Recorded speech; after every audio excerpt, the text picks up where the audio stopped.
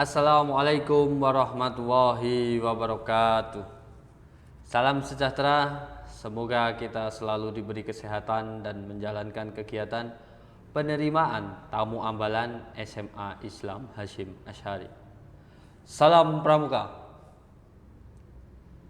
Pertama-tama, marilah kita panjatkan puji syukur atas kehadirat Allah Subhanahu wa taala yang telah melimpahkan rahmat, taufik serta hidayahnya kepada kita.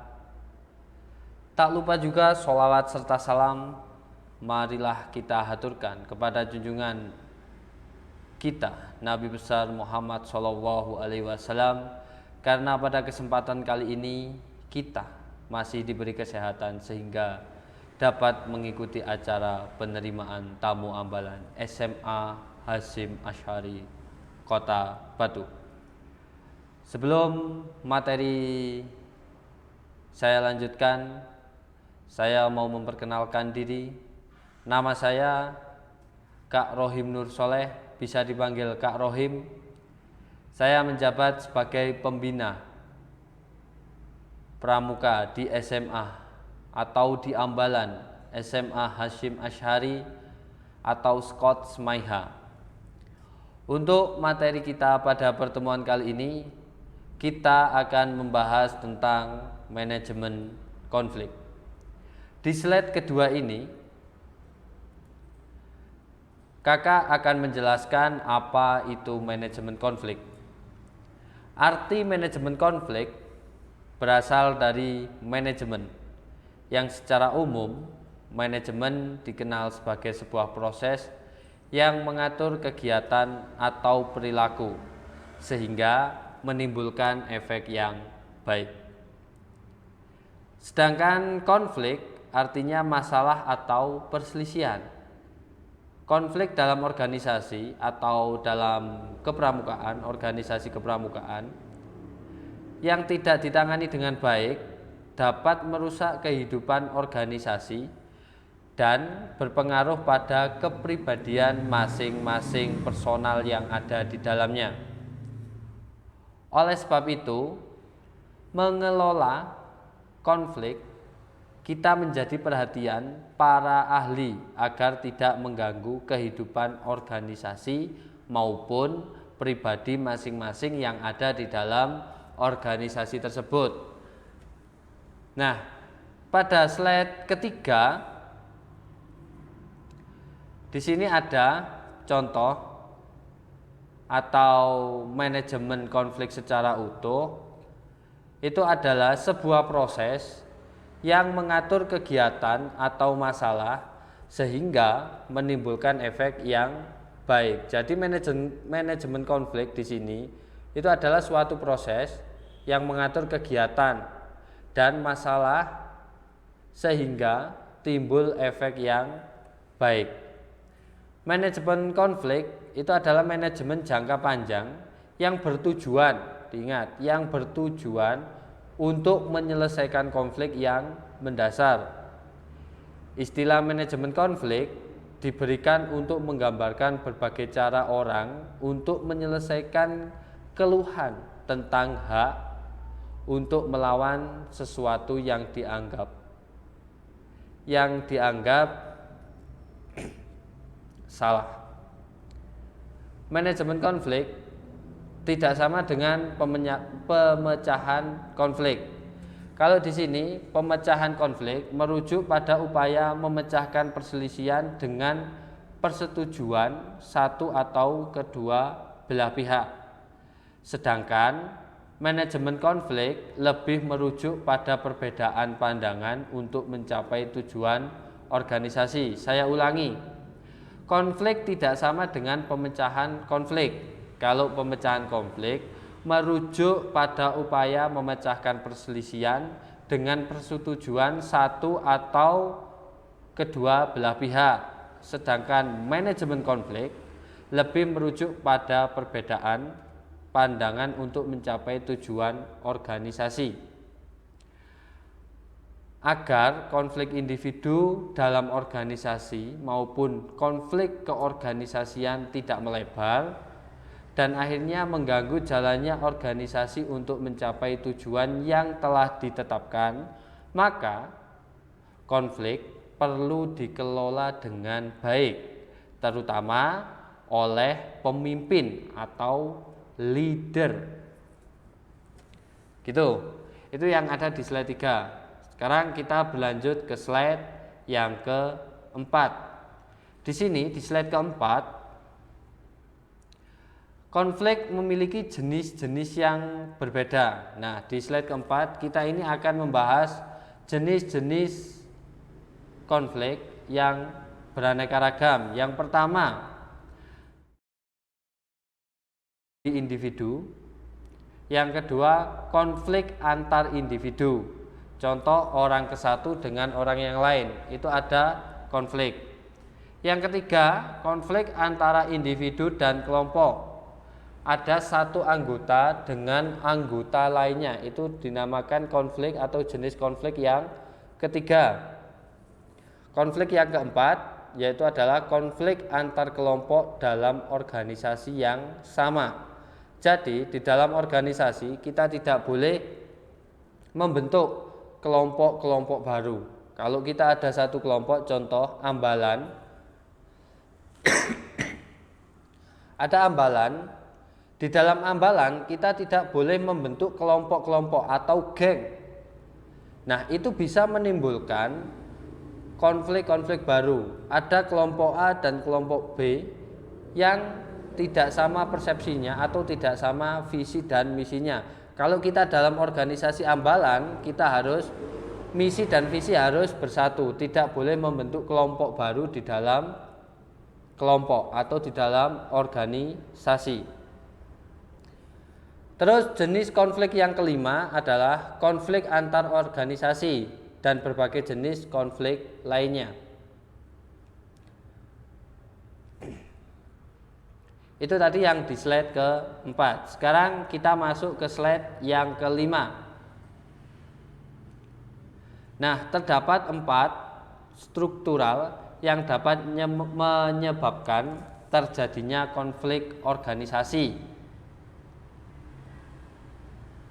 Yang pertama, ada konflik hierarki, yakni konflik antara beberapa jenjang dalam organisasi. Dapat disebabkan karena tumpang tindih kewenangan atau rebutan pekerjaan. Yang kedua, konflik fungsional, yakni konflik karena tumpang tindih atau perebutan fungsi, misalnya antara pejabat fungsional dengan pejabat struktural yang menangani bidang yang sama. Yang ketiga, ada konflik antara lini dan staf. Seringkali disebabkan adanya perbedaan persepsi mengenai kewenangan dan tanggung jawab terhadap pekerjaannya. Yang keempat, ada konflik organisasi formal dan informal. Slide yang keenam, di sini ada kunci mengelola konflik organisasi. Untuk dapat mengelola konflik, maka tahap pertama adalah memahami anatomi terjadinya konflik dengan memberi perhatian terhadap 4 hal. Yang pertama adalah fungsi konflik, pemicu konflik, spiral konflik, dan alternatif penyelesaian konflik. Yang pertama, fungsi konflik.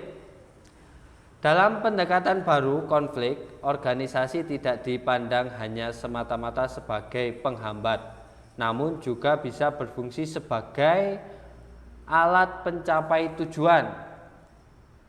Konflik dapat difungsikan sebagai alat bantu mencapai tujuan, yaitu yang pertama sebagai alat membangun kohesi. Nah, di sini sebagai alat membangun kohesi yaitu alat untuk membangun kekompakan dalam menghadapi kompetisi, tidak menjelek-jelekan kompetitor, serta menjadi kompetisi sebagai medan pendewasaan organisasi. Konflik harus dipersepsikan sebagai situasi saling berpacu dan berprestasi. Nah, konflik itu tadi dapat difungsikan sebagai alat membangun kohesi. Yang kedua, yaitu konflik dapat difungsikan sebagai alat bantu mencapai tujuan. Yang kedua yaitu alat stimulan atau penimbul kreativitas.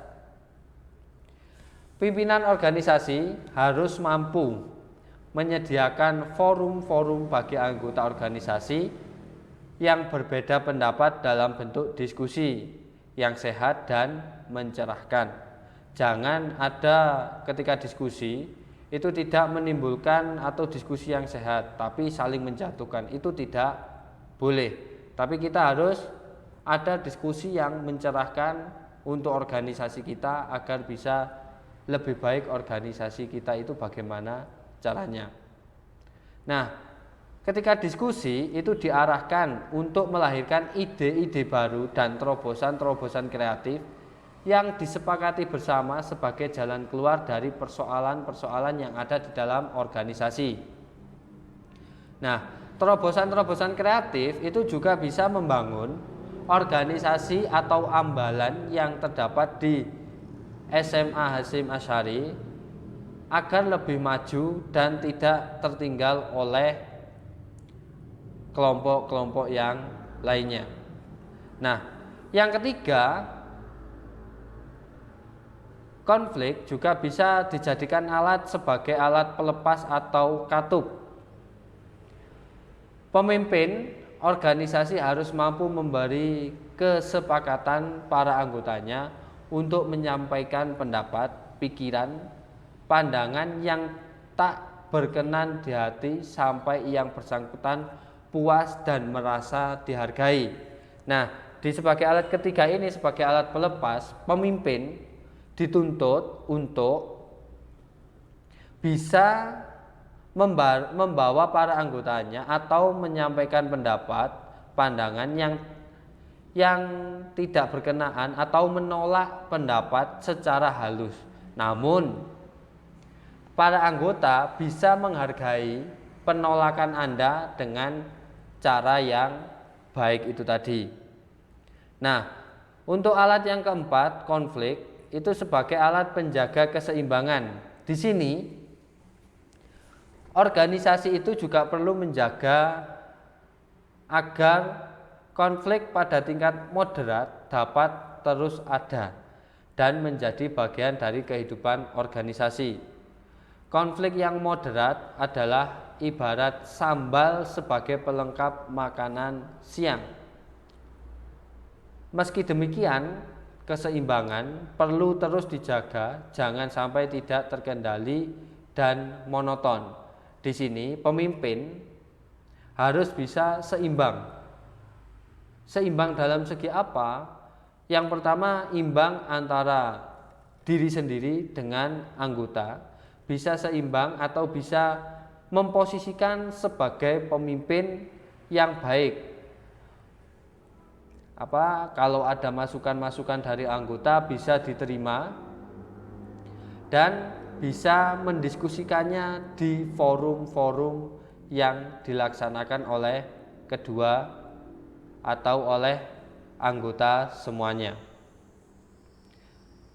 Nah, itu tadi yang pertama. Ada 4 hal. Yang pertama yang kita bahas tadi adalah fungsi konflik. Kita sekarang kedua masuk ke dalam pemicu konflik. Dalam kehidupan organisasi, banyak hal yang dapat menjadi pemicu konflik. Konflik yang terjadi secara umum, akibatnya ada beberapa hal. Yang pertama adalah faktor perbedaan prinsip atau nilai yang dianut. Latar belakang, pengalaman, kepercayaan, dan pendidikan membentuk sistem nilai dari diri seorang individu yang biasanya dipegang erat-erat dan mudah menjadi pemicu konflik ketika terjadi perbedaan prinsip.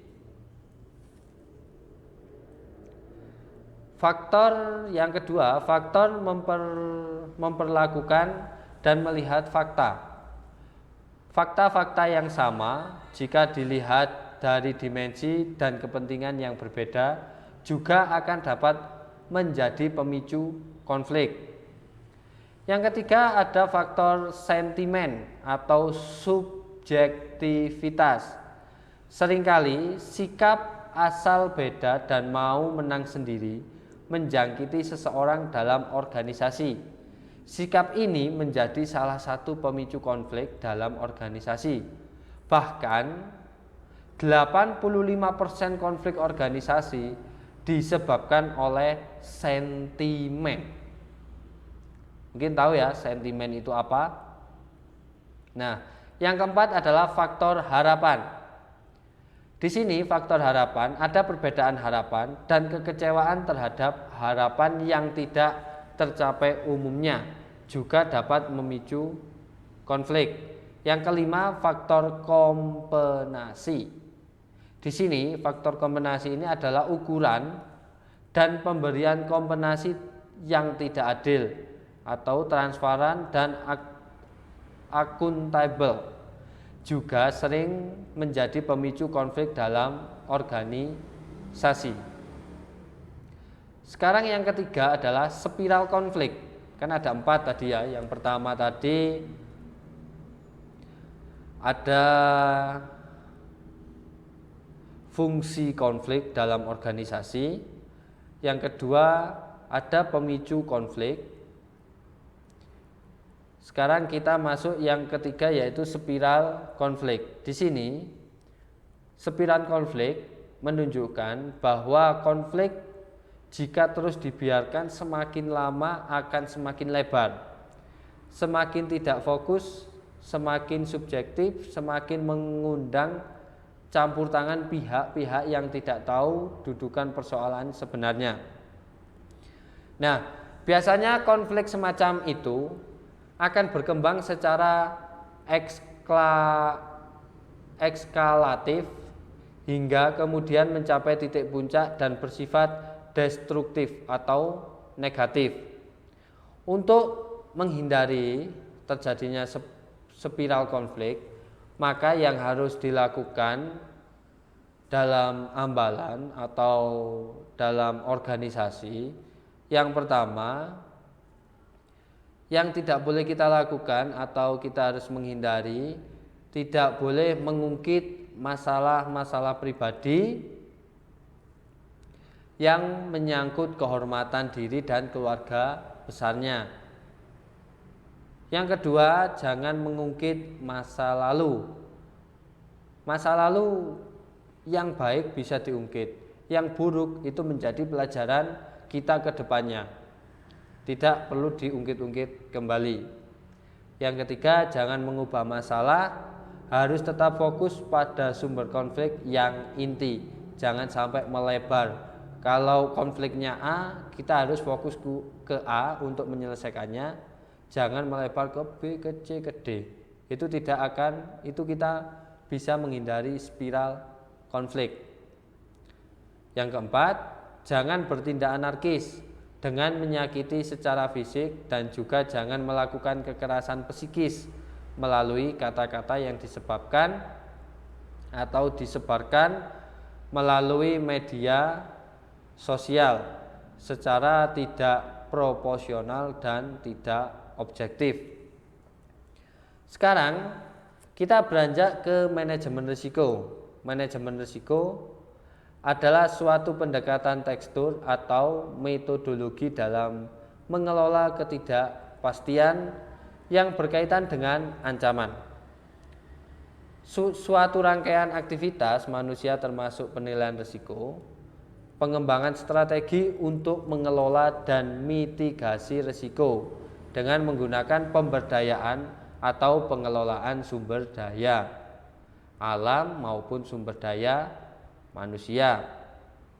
Nah, strategi yang dapat diambil antara lain adalah menghindari risiko sebisa mungkin, mengurangi efek negatif risiko, dan menampung sebagian atau semua konsekuensi risiko tertentu.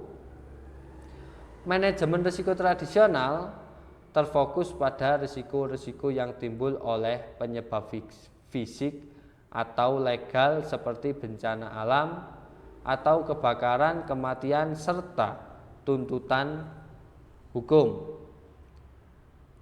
Ada lagi manajemen risiko keuangan, di sisi lain terfokus pada risiko yang dapat dikelola dengan menggunakan instrumen-instrumen keuangan. Kalau manajemen risiko keuangan biasanya kalau dalam kegiatan bisa anggaran dana, kita punya anggaran dana 200 tapi habisnya 500. Bagaimana cara kita menyelesaikan risiko tersebut? Nah, ini sasaran dari pelaksanaan manajemen risiko. Ketika kita punya kegiatan, otomatis kita harus memikirkan risiko-risiko yang akan terjadi. Dan sasaran-sasaran pelaksanaan manajemen risiko itu di apa saja yang perlu kita siasati. Nah, untuk mengurangi risiko yang berbeda-beda, yang berkaitan dengan bidang yang telah dipilih pada tingkat yang dapat diterima oleh masyarakat, hal ini dapat berupa berbagai jenis ancaman yang disebabkan oleh lingkungan, teknologi, manusia, organisasi, dan politik. Di sisi lain, pelaksanaan manajemen risiko ini melibatkan segala cara yang tersedia bagi manusia, khususnya bagi entitas manajemen risiko, manusia, staf, dan organisasi. Nah, dalam perkembangannya, risiko-risiko yang dibahas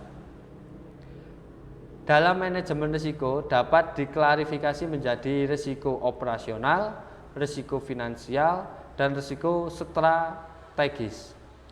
Hal ini menimbulkan ide untuk menerapkan pelaksanaan manajemen risiko terintegrasi kooperasi. Manajemen risiko dimulai dari proses identifikasi risiko. Berarti kita memilah-milah apa saja risiko-risiko yang akan terjadi. Yang kedua adalah penilaian risiko. Seberapa berisiko kita dapat menilainya dari setelah mengidentifikasi tadi. Contoh, ketika kita akan mengadakan perkemahan 3 hari untuk penerimaan tamu ambalan, kita akan melaksanakannya di hutan. Berarti kita perlu mengidentifikasi risiko. Hal apa saja yang akan terjadi? Kita lihat. Sekarang waktunya musim hujan, berarti nanti akan ada banjir. Nah, ada risiko yang pertama banjir. Cara penyelesaiannya bagaimana? Atau menilai risiko seberapa berisikonya hal itu? Kita harus membuat parit agar tidak banjir. Terus mitigasi, monitoring, kita melihat ke sana, survei langsung ke lapangan, dan evaluasi. Nah, di sini evaluasi itu memberi solusi hal apa saja yang perlu kita lakukan di risiko-risiko yang sudah kita temukan tadi. Atau ketika kita monitoring, kita cocokkan risiko tadi dengan hal real atau faktanya di tempat sana. Nah, itu tadi ya risiko dalam klarifikasi. Sekarang kita masuk ke slide 7. Di dalam slide 7 itu tadi kan manajemen risiko. Sekarang kita masuk ke dalam kegiatan pramuka. Gerakan pramuka menjadi bagian yang penting dalam pendidikan non-formal dan menyediakan program rekreatif edukatif yang membantu kaum muda Indonesia untuk berkembang secara emosional, intelektual, sosial, spiritual, dan fisik. Kesadaran terhadap risiko selalu menjadi fokus gerakan pramuka di dalam pelaksanaan program untuk kaum muda dan lingkungan yang menyediakan sumber-sumber pembelajaran dari pengalaman serta praktek. Kebijakan manajemen risiko dalam gerakan pramuka untuk melengkapi proses yang telah ada, serta untuk memastikan bahwa risiko yang terkait dengan aktivitas yang dilakukan dapat disadari dan dikelola dengan baik. Kebijakan manajemen risiko dalam gerakan pramuka untuk melengkapi proses yang telah ada. Terus risiko di dalam gerakan pramuka, bagian yang tidak terpisah dalam sebagian aspek kehidupan sehari-hari. Kita semua secara terus-menerus melakukan pengelolaan risiko, kadang-kadang disadari dan kadang-kadang tanpa disadari. Tetapi tidak selalu dengan cara yang sistematis.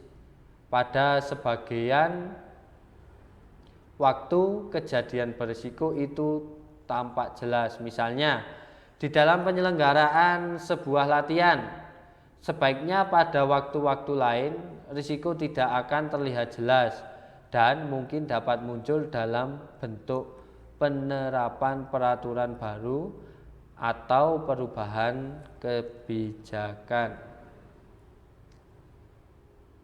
Tuh.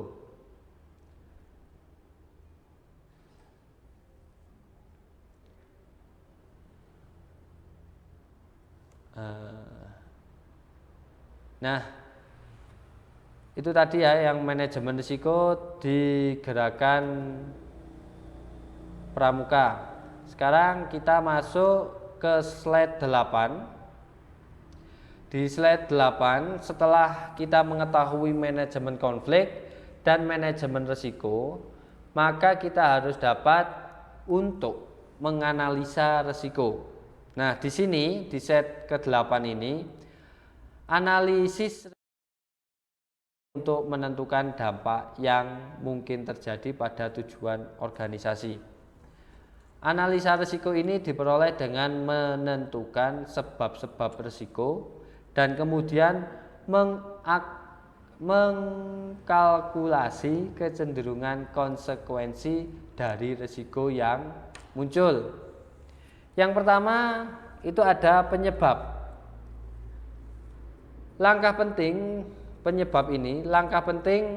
dalam mengontrol risiko adalah secara realistik dan objektif mengidentifikasi sebab yang nyata dari risiko untuk memungkinkan perkiraan lebih akurat dari dampak negatif yang diukur. Hal ini juga memungkinkan intervensi dan tindakan terhadap risiko dapat secara langsung diarahkan dan diaplikasikan pada hal-hal yang menjadi penyebab dengan cara yang efektif atau efisien. Yang kedua ada kecenderungan. Pertimbangkan frekuensi atau kemungkinan munculnya risiko. Kecenderungan di sini dapat dinilai dengan berbagai sumber. Yang pertama, catatan sebelumnya dan analisis statistik. Yang kedua, pengalaman yang relevan, penilaian spesialis dan ahli, uji coba peralatan, terus literatur penilaian. Yang ketiga yaitu ada konsekuensi. Pertimbangan apa yang akan terjadi jika kejadian muncul. Konsekuensinya harus selalu ditentukan dari perspektif atau konteks organisasi. Merupakan hal yang wajib bahwa gerakan pramuka sebagai kesatuan dapat bertahan dan pulih dari dampak negatif yang mungkin muncul dari paparan risiko. Yang keempat, memperkirakan tingkat risiko. Mengkombinasikan perkiraan, kecenderungan, dan konsekuensi dari kejadian-kejadian yang akan muncul. Memungkinkan kita untuk memperhitungkan tingkatan risiko yang akan timbul dari aktivitas dengan mengacu pada rating dampak risiko. Jadi ketika kita dalam berorganisasi harus selalu memikirkan risiko yang akan terjadi di dalam organisasi kita, terutama dalam ambalan kita. Kita harus memikirkan risiko-risiko apa saja yang akan terjadi dan mencari solusi-solusi yang membangun organisasi kita melalui diskusi-diskusi yang sehat, diskusi yang baik, bisa menimbulkan pikiran-pikiran kreatif, inovatif untuk organisasi ambalan kita. Nah, mungkin itu materi yang bisa saya sampaikan. Namun, ketika kakak tadi menyampaikan materi tentang manajemen risiko, kakak juga ingin memberi pertanyaan kepada adik-adik SMA Hasyim Asy'ari. Pertanyaannya yang pertama, atau pengaplikasian manajemen risiko, saya kepingin yang pertama, buatlah kegiatan penegak. Membuat kegiatan penegak, entah itu latihan gabungan, entah itu penerimaan tamu ambalan, terserah, bebas. Yang pertama, buatlah kegiatan tentang kegiatan penegak. Yang kedua, setelah membuat kegiatan, buatlah daftar risiko apa saja yang akan terjadi. Berarti sampean contoh di dalam PTA membuat kegiatan penerimaan tamu ambalan SMA Hasyim Asy'ari. Terus kedua, sampean tulis risiko-risiko apa saja yang akan terjadi. Terutama risiko-risiko atau konflik-konflik yang akan terjadi, sampean tuliskan di situ. Di yang kedua. Terus yang ketiga, jangan lupa menuliskan cara menyelesaikan risiko yang akan terjadi. Contoh, pemimpin atau ketua pelaksana PTA tidak bisa menggandeng anggotanya. Cara penyelesaiannya bagaimana? Ini hanya contoh ya. Cara penyelesaiannya bagaimana? Terus ada yang kedua, anggota selalu memberi masukan yang tidak membangun. Cara penyelesaiannya bagaimana? Nah, di tugas ini nanti sampean diposisikan sebagai pemimpin. Gitu ya. Yang pertama tadi membuat kegiatan, jadi sampean menjadi ketua pelaksana, memposisikan diri sebagai ketua pelaksana. Yang kedua, daftar risiko apa saja yang akan terjadi. Terus yang ketiga, cara penyelesaiannya. Cara penyelesaian di sini sampai nanti juga memposisikan diri sebagai pemimpin atau ketua pelaksana. Mungkin itu dari saya. Materi manajemen konflik. Saya rasa untuk materi ini cukup. Semoga dapat bermanfaat bagi kita semua. Saya akhiri, wabila taufik wal hidayah, wabil ridho wal inayah. Wassalamualaikum warahmatullahi wabarakatuh.